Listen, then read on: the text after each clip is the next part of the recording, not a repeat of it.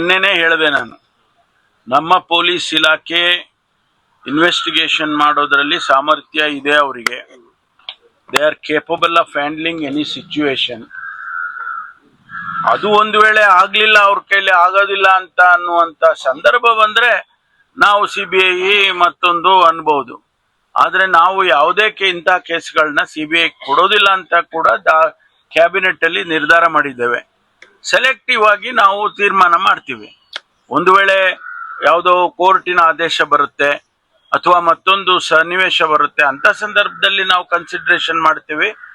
Cabinet ಅಲ್ಲಿ CBIಗೆ ಯಾವುದೇ ಈ ರೀತಿ ಕೇಸ್ಗಳನ್ನೆಲ್ಲ ಕೊಡಬಾರದು ಅನ್ನೋ ತೀರ್ಮಾನನ ನಾವು ಮಾಡಿದ್ದೇವೆ. ಆಮೇಲೆ ಅದರ ಅಗತ್ಯತೆ ಇಲ್ಲ, ಮುಖ್ಯವಾಗಿ ಅದರ ಅಗತ್ಯತೆ ಇಲ್ಲ. ಶೋಭಾ ಕರಂದ್ಲಾಜೆ ಅವರು ನಿನ್ನೆ ಒಂದು ಹೇಳಿಕೆಯನ್ನು ಕೊಟ್ಟರು ಸರ್. ಈ ಸರ್ಕಾರ, ಇಡೀ ಸರ್ಕಾರ ಸೇರ್ಕೊಂಡು ಒಂದು ಮಹಿಳೆ ವಿರುದ್ಧವಾಗಿ ಹುಬ್ಳಿನಲ್ಲಿ ಕಾನ್ಸ್ಪಿರಸಿ ಮಾಡಿ ಆಕೆನ ವಿವಸ್ತ್ರಗೊಳಿಸಿ ತುಂಬಾ ವಿಚಿತ್ರವಾಗಿ ಈಗಾಗಲೇ ಹುಬ್ಳಿಯ ಪೊಲೀಸ್ ಕಮಿಷನರ್ ಅವರು ಕ್ಲಾರಿಫಿಕೇಶನ್ ಕೊಟ್ಟಿದ್ದಾರೆ, ಶಶಿಕುಮಾರ್ ಅವರು ಕ್ಲಾರಿಫಿಕೇಶನ್ ಕೊಟ್ಟಿದ್ದಾರೆ. ಅದು ಸಾಕು ಅಂತ ಅನ್ಸುತ್ತೆ. ನಾವು ವರ್ತನೆ ನೋಡ್ರಿ, ಅವ್ರು ಏನ್ ಬೇಕಾದ್ರೂ ಹೇಳ್ಬಹುದು. ಶಶಿಕುಮಾರ್ ಅವರು ಆ ಪರ್ಟಿಕ್ಯುಲರ್ ಕೇಸಲ್ಲಿ ಅವರು ಕ್ಲಾರಿಫಿಕೇಶನ್ ಕೊಟ್ಟಿದ್ದಾರೆ. ನಾವು ವಿವಸ್ತ್ರ ಮಾಡಿಲ್ಲ. ಅವರನ್ನ ಅರೆಸ್ಟ್ ಮಾಡುವಂತ ಸಂದರ್ಭದಲ್ಲಿ ಅವರೇ ಆ ರೀತಿ ಮಾಡ್ಕೊಂಡಿದ್ದಾರೆ ಅನ್ನೋದನ್ನ ಅವರು ಕ್ಲಾರಿಫಿಕೇಶನ್ ಕೊಟ್ಟಿದ್ದಾರೆ. ಅದಕ್ಕೂ ಒಬ್ಬ ಕಮಿಷನರ್ ಕ್ಲಾರಿಫಿಕೇಶನ್ ಕೊಡ್ತಾರೆ ಅಂತಂದಾಗ ಇನ್ನು ಅದಕ್ಕಿಂತ ಇನ್ನೇನ್ ಬೇಕಾಗಿದೆ ಅವರಿಗೆ? ರಾಜಕೀಯ ನೋಡಿ, ಎಲ್ಲದರಲ್ಲೂ ರಾಜಕೀಯ ಮಾಡೋದು ಒಳ್ಳೇದಲ್ಲ. ರಾಜಕೀಯ ಮಾಡ್ಲಿ, ಅವ್ರು ಬೇಡ ಅಂತ ಹೇಳೋದಿಲ್ಲ. ಆದ್ರೆ ಎಲ್ಲದರಲ್ಲೂ ರಾಜಕೀಯ ಮಾಡಬಾರ್ದು. ಒಬ್ಬ ಹೆಣ್ಮಗಳ ವಿಚಾರದಲ್ಲಿ ಅದನ್ನ ಕೈಗೆತ್ಕೊಂಡು ರಾಜಕೀಯ ಮಾಡೋದಕ್ಕೆ ಹೋಗೋದಿದೆಯಲ್ಲ, ಅದು ಸರಿ ಕಾಣಿಸಲ್ಲ. ಆಕ್ರೋಶ ವ್ಯಕ್ತಪಡಿಸ್ತಾ ಇರೋದಂದ್ರೆ ಟಾರ್ಗೆಟ್ ಮಾಡಿದ್ದಾರೆ, ಬಿಜೆಪಿ ಅವರನ್ನ ಟಾರ್ಗೆಟ್ ಮಾಡ್ತಾ ಇದ್ದಾರೆ. ನೋಡಿ, ಯಾವ ಪಕ್ಷದವರನ್ನು ಅವರ ರಾಜಕೀಯ ಪಕ್ಷದ ಹಿನ್ನೆಲೆಯಲ್ಲಿ ಟಾರ್ಗೆಟ್ ಮಾಡೋದಕ್ಕೆ ಹೋಗೋದಿಲ್ಲ. ನಾವು ಪೊಲೀಸ್ನವರು ಆ ಕೆಲಸ ಮಾಡೋದಕ್ಕೆ ಸಾಧ್ಯನೂ ಇಲ್ಲ, ಮಾಡಕೂಡ್ದು. ನಾವು ಮಾಡೋದಕ್ಕೆ ಅವರಿಗೆ ಯಾವುದೇ ಅವಕಾಶಗಳನ್ನು ನಾವು ಕೊಡೋದು ಇಲ್ಲ.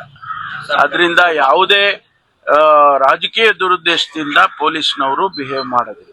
ಸರ್, ಕಗ್ಲಿಪುರದಲ್ಲಿ ಅಕ್ರಮ ಬಾಂಗ್ಲಾದೇಶಿಗರು ಬಂದು ನೆಲೆಸಿದ್ದಾರೆ ಸರ್. ಅಲ್ಲಿ ಕಸಾಯುವಂತ ಕೆಲಸ ಎಲ್ಲ ಬಂದು ನಾವು ದುಡ್ಡು ಕೊಟ್ಟು ದೇಶದ ಒಳಗಡೆ ಬಂದಿದೀವಿ ಅನ್ನೋ ಮಾತುಗಳನ್ನು ಕೂಡ ಅಲ್ಲಿ ಹೇಳ್ತಾ ಇದ್ದಾರೆ. ಅಲ್ಲ, ನೀವು ಸ್ವಲ್ಪ ರಿಫ್ರೆಶ್ ಮಾಡ್ಕೊಳ್ಳಿ ನಿಮ್ ಸ್ಟೇಟ್ಮೆಂಟ್ ಅನ್ನು. ನೆಲೆಸಿದ್ದಾರೆ ಅಂತ ಅಂದ್ರೆ ನೀವು ಅದನ್ನ ಪ್ರೂವ್ ಮಾಡ್ಬೇಕಾಗುತ್ತೆ. ನೀವು ಅದರಿಂದ ನಿಮ್ಮ ಸ್ಟೇಟ್ಮೆಂಟ್ ಅನ್ನ ದಯಮಾಡಿ ರಿಫ್ರೆಶ್ ಮಾಡ್ಕೊಳ್ಳಿ. ನಿಮಗೆ ಸುದ್ದಿ ಒಂದಿದ್ರೆ ಅದನ್ನ ಹೇಳಿ. ಇಲ್ಲ ಸರ್, ಅಲ್ಲಿ ಹೋಗಿ ಮಾತಾಡ್ಸಿದೀವಿ. ಅಲ್ಲ, ಬಾಂಗ್ಲಾದೇಶದವರು ಅಂತ ನೀವು ಹೋದ್ರೆ ನೀವೇ ನಮ್ಗೆ ಡಾಕ್ಯುಮೆಂಟೇಶನ್ ಮತ್ತೊಂದು ಕೊಡ್ಬೇಕಾಗುತ್ತೆ.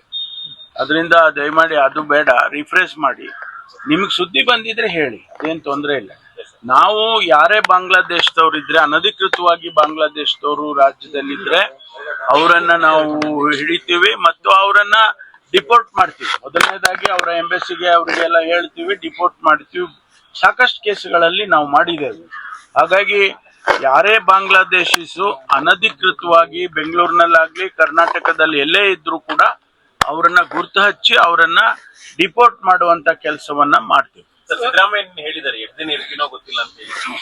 ಎಷ್ಟು ದಿನ ಅಧಿಕಾರದಲ್ಲಿ ಇರ್ತೀನೋ ಕೂಡ ಗೊತ್ತಿಲ್ಲ. ಅರಸೋ ದಾಖಲೆನ ಒಂದ್ ಕಡೆ ಮುಟ್ಟಿದ್ದಾರೆ. ಅದೇ ನಡುವೆ ಇನ್ನೊಂದು ಹೇಳಿಕೆ ಅಂತಂದ್ರೆ ಎಷ್ಟು ದಿನ ಇರ್ತೀವಿ ಅನ್ನೋದು ಗೊತ್ತಿಲ್ಲ. ನಾನೇನ್ ಹೇಳ್ಬೇಕು?